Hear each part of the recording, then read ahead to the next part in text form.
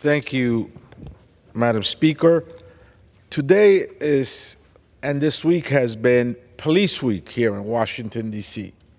We saw how hundreds of police officers came to the nation's capital to be recognized, to be honored for their service across neighborhoods and cities and states of this great nation.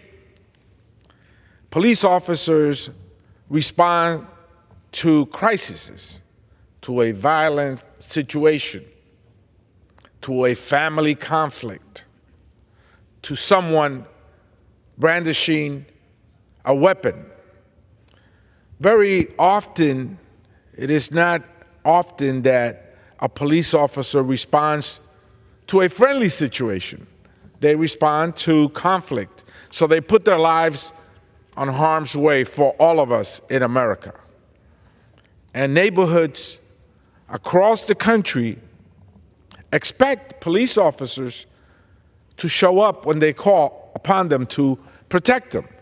So this week is the week where we stand up here in the nation's capital and recognize the men and women in uniform that protect our families, our neighborhoods, our cities, our states. For us here in the House of Representatives, and for me in particular, I am forever grateful to the heroic officers who protected the Capitol and will forever be remembered.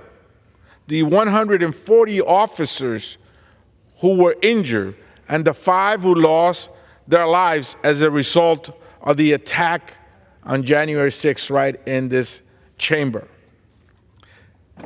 They didn't determine whether the member was a Republican member, whether the member was a Democratic member.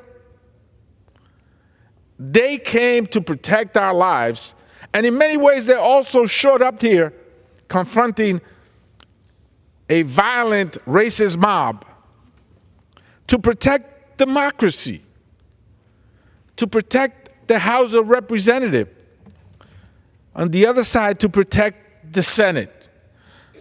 So I want to take this opportunity, Madam Speaker, to recognize the officers that lost their lives. Brian Sicknick, a Capitol police officer who died from causes the day after the attack. Howard Livingood from the Capitol Police as well.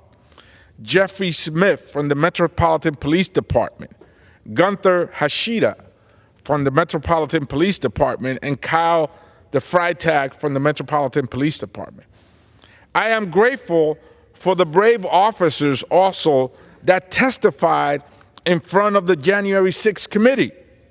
Officer Michael Fanone, Officer Harry Dunn, a New Yorker, Brooklynite Police Sergeant Aquilino Gonell, and Officer Daniel Hodges.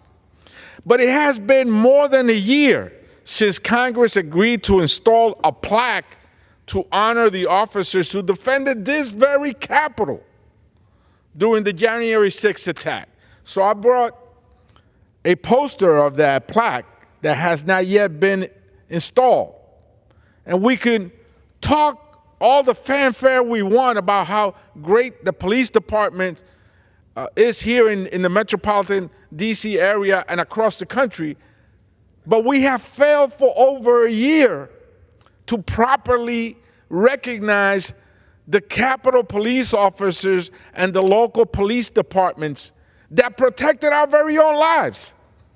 We have failed to install the plaque, and that's why I bring this poster of it to show the American people that we want to honor not just all the police officers across the country, but also the ones that defended this Capitol and protected us from an angry, violent mob whose intent was to kill Nancy Pelosi, whose clear intent was to assassinate Vice President Pence.